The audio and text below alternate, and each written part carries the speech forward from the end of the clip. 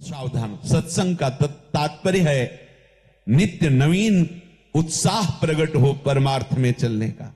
इसीलिए शास्त्र आज्ञा करते हैं सहसा किसी को मत देखो, नजर झुका के बात करो, आवश्यक है तो, नहीं तो चलो। उसका अनुभव सुनने की जरूरत नहीं है, वो तुम्हारा मित्र हो, परिवार का जन हो, अनुभव भगवत प्रेमी महात्माओं का सुना जाता है।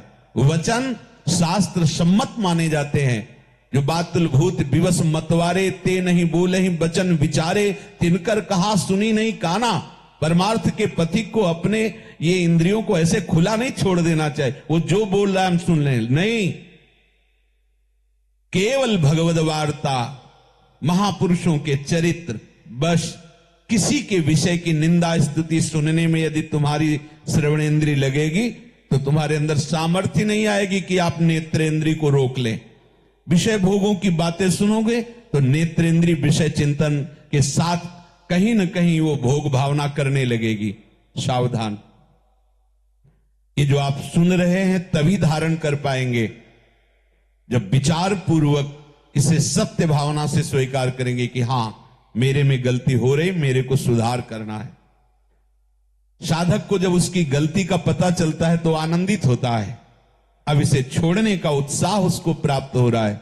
और संसारी को जब गलती बताई जाती है तो समझता है मेरे को आरोपित किया जाता है, मैं ऐसा हूं नहीं, मेरे को आरोपित किया जाता है। बस अंतर साधक और संसारी में इतना ही होता है। हृदय मलिन वासना मान मद। हमारा हृदय, हमारा मन, हमारा चित्त वासनाओं में बह रहा है। आप एकाग्रता पूर्वक अंदर झांक कर देखिए क्या चिंतन चल रहा है।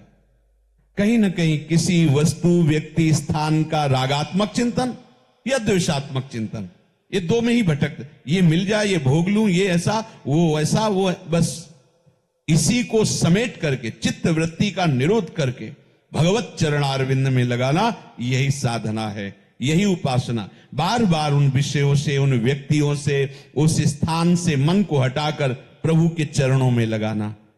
सावधान रहिए। आप सामने नहीं देखते लेकिन कहीं छुप कर किसी को देख रहे हैं तो अंतर्यामी वो तुम्हारे हृदय में बैठा देख रहा है, तुम्हें दंड मिलेगा।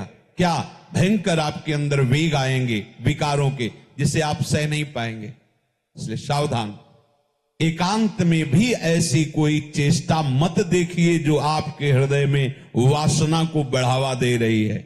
नेत्र मलिन हो गए हैं, इनको संभालिए। ये मलिन नेत्र भगवत दर्शन करने जाते हैं तो वहां भी ये दोष ही दर्शन करते, न बिहारी जी के दर्शन करते, न राधा वल्लभ जी के। अगर उनके दर्शन हो गए हैं तो आपको देखना रोम रोम प्रफुल्लित हो जाएगा, आंखें आंसुओं से भर जाएंगी, किसी से बोलने का मन नहीं होगा, बस वो छवि बसाए अपनी कुटिया में आकर उसी का स्वाद लेंगे। पर ऐसा नहीं होता। एक ऐसे झलक गई, वहां टिकी नहीं दृष्टि और दोष दर्शन शुरू। ये क्या कर रहा है, वो क्या कर रहा है, वो कैसे खड़ा है, पर ये नहीं देख रहा कि मैं क्या कर रहा हूं, मेरा उद्देश्य क्या है यहां आना, मेरा उद्देश्य क्या है वृंदावन वास करना, मेरा उद्देश्य क्या है भगवत वेश धारण करना, वो नहीं विचार पाता। ये क्यों ऐसा होता है? बोले हृदय मलिन हो गया है वासनाओं के कारण। और अहंकार, गर्व, इसी से हमारा पूरा जीवन मायाकृत हो गया है।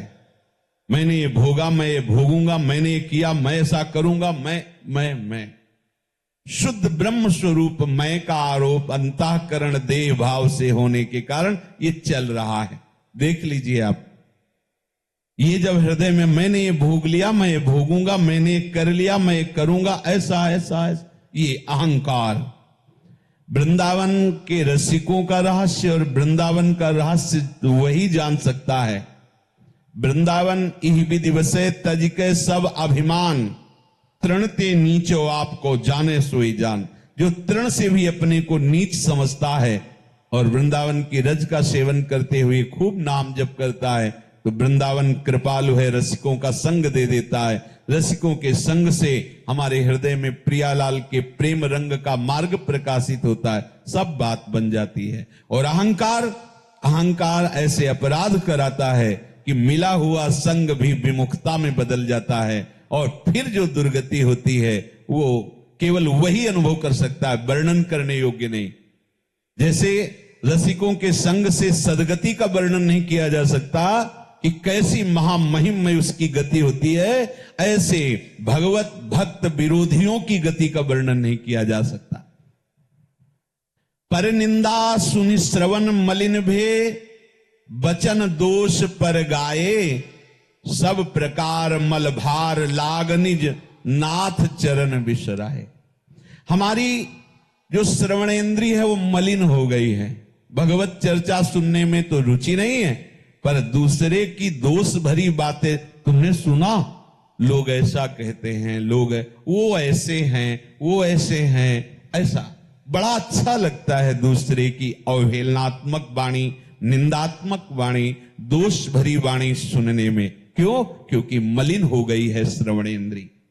वचन दोष पर गाए, ये जिह्वा जब भगवान नाम और भगवत लीला कथा गायन का अवसर आता है, बार बार जमहुआई आती है, मन नहीं लगता, लेकिन दूसरे की बात करनी हो, निंदा भेलना की तो बड़ा उत्साह रहता है, बड़ा उत्साह ऐसा लगता है कि हमें राज्याभिषेक पद पर बैठाया जा रहा है, भाई आपका ये राज्य मिल जाएगा अगर इसकी निंदा कर लोगे। बचो, अपनी श्रवणेंद्री को पावन करो। गोस्वामी जी कह रहे हैं कि सब प्रकार से हमारा हृदय, मन, बुद्धि, चित्त, अहंकार, इंद्रियां सब पापमयी हो गई। इसका प्रधान कारण अपने अंशी आराध्य देव से विमुख हो जाना, भगवत विमुख हो गए, इसीलिए हमारी ये सब दुर्दशा हो गई है। तुलसीदास व्रत दान ज्ञान तप शुद्धि हेतु श्रुति गावे, रामचरण अनुराग नीर बिनु मल अति नाश न पावे। गोस्वामी जी कह रहे हैं कि शास्त्रों में वर्णन किया गया है कि आप ये व्रत रहो, ये दान करो, ये शास्त्रों का ज्ञान प्राप्त करो, तपस्या करो, अनेक उपाय बताए हैं। परंतु मैं अपने अनुभव की बात कहता हूं, गोस्वामी जी कह रहे हैं बड़े बड़े व्रत दान यज्ञ ज्ञान तप आदि में ऐसी सामर्थ्य नहीं है वो आपको निष्पाप कर सके। तो क्या शास्त्रों में झूठ लिखा है क्या? बोले नहीं, वो पाप को तो नष्ट करते हैं पर पाप की प्रवृत्ति को नहीं। और जब भक्तों के संग से प्रभु के चरणारविंद का रंग चढ़ता है तो पाप की प्रवृत्ति सहित पाप नष्ट हो जाते हैं। इसीलिए कह रहे रामचरण अनुराग नीर बिनु मल अति नाश न पावे। ऊपर ऊपर से काट दिया गया, नीचे और नए किनगे आ गए, तो हमें उसे जड़ से नष्ट करना होगा, पाप की प्रवृत्ति को नष्ट करना होगा। पाप की प्रवृत्ति टिकी कहां हुई है? शरीराभिमान में। जब हम भगवत दासत्व को स्वीकार करते हैं कि हम प्रिया प्रीतम के हैं, हमारे स्वामी श्यामा श्याम हैं, अब यहां से सुधार असली शुरू हुआ। पाप की प्रवृत्ति का नाश हो जाता है, पर यह सुधार केवल साधु संग से होता है। गंगा पापम शशि तापम दैन्यम कल्प तरुष तथा पापम तापम तथा दैन्यम हरति साधु समागम। गंगा जी पाप का नाश करती हैं, चंद्रमा ताप का नाश करता है, कल्पतरु अभाव का नाश करता है, जो चाहिए वो देने की उसमें सामर्थ्य है। लेकिन संत समागम पाप ताप अभाव सब का नाश कर देता है। क्यों? क्योंकि आपके देहाभिमान का नाश करके भगवत दासत्व प्रकाशित करता है, भगवत अनुराग प्रकाशित करता है। इसलिए बिना प्रभु के चरणारविंद के आश्रय से हम और कोई भी साधन करें बात बनने वाली नहीं है। ये जो भगवान समझा रहे कि बहुत से वस्त्र तुमने त्याग दिए हैं, जैसे भोरी सखी जी कह रहे छाड़े कोटिन शरीर करोड़ों शरीर तुमने त्याग दिए, अब क्यों इस शरीर पर ममता करके अपने परम लाभ से वंचित हो रहे हो? जो तुम्हें कर्तव्य प्राप्त हुआ है उस कर्तव्य को उत्साह संपन्न होकर कीजिए। शरीर को लेकर मत बैठ जाइए, मैं बीमार हूं, मैं असमर्थ हूं, मैं वृद्ध हूं, मैं ऐसा ऐसा नहीं। जब तक आपके हृदय में भगवद आश्रय नहीं होगा तब तक आप स्वस्थ होते हुए भी बीमार हैं, क्योंकि मन वासना से युक्त है तो बीमार ही है। बहुत जन्म नाच लिए, अब नाचना बंद करो, अब प्रभु के सामने नाचो। माया के नचाए नहीं, तेरे नचाए नाचूं श्री राधा वल्लभ लाल, तेरे ही नचाए नाचूं श्री हरिवंश दयाल। अब नहीं। गोस्वामी जी कह रहे हैं, जो भगवान इस श्लोक में वर्णन करते हैं, पुराने कपड़ों का त्याग करके जैसे नए कपड़े पुरुष पहनता है, ऐसे जो मैं है वो पुराने शरीरों का त्याग करके नए शरीरों को धारण करता है। नाचत ही निस दिवस मर्यो, गोस्वामी जी कह रहे हैं, तब ही ते न भयो हरि थिर, जब ते जीव नाम धर्यो, नाचत ही निस दिवस मर्यो। रात दिन नाचते नाचते मर गया। ओह, देखो ना संसार की तरफ, किसी को विश्राम नहीं है, भागा घूम रहा है। पूछो, आओ आओ थोड़ी देर बैठ लो, सत्संग हो रहा है, नहीं समय नहीं। क्यों? काम है, काम सबको नचा रहा है। चैन से तुम बैठे हो क्यों? देखो कोई काम नहीं, काम नहीं तो विश्राम, और काम तो नाचना है। जब तक तुम्हारे हृदय में प्रभु का विश्वास, प्रभु का आश्रय दृढ़ नहीं होता, तब तक ये नाच बंद नहीं होगा। नाचत ही निस दिवस मर्यो, मर गए, गए। ये कब से शुरू है? बोले जब से जीव नाम पाया। जीव कब से पाया? इस शरीर पर अहम होने के कारण ही उस विशुद्ध भगवत स्वरूप अंश को जीव संबोधन किया गया। बहुवासना विविध कंचुकी, भूषण लोभादि भर्यो, चर अरु अचर गगन जल थल में कौन न स्वांग कर्यो। ये बहुत सी वासनाएं, देखो जब हमारे अंदर कोई वासना प्रकट होती तो ऐसा लगता है अगर ये पूर्ण हो जाए तो बस फिर को भजन में मन लगेगा। लेकिन जिसने इस मन की चाल को नहीं समझा, उसकी पूर्ति में लग गया, तो उसकी पूर्ति होने के पहले ही वो वासनाएं और तैयार कर लेता है। वो भटकता भटकता गिरता जाता है, भ्रष्ट होता जाता है। उसका भोगाभ्यास दृढ़ हो जाता है, विषयों के भोगने का चाव और बढ़ जाता है, समझ नहीं पाता। बहुवासना विबुध कंचुकी, भूषण लोभादि भर्यो।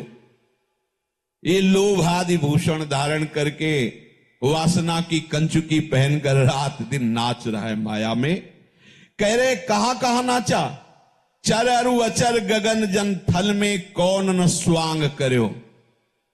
जड़ चैतन्य न जाने कितने कितने भेष धारण करने पड़े, कभी आकाश में, कभी जल में, कभी थल में, कौन कौन से स्वांग धरने पड़े।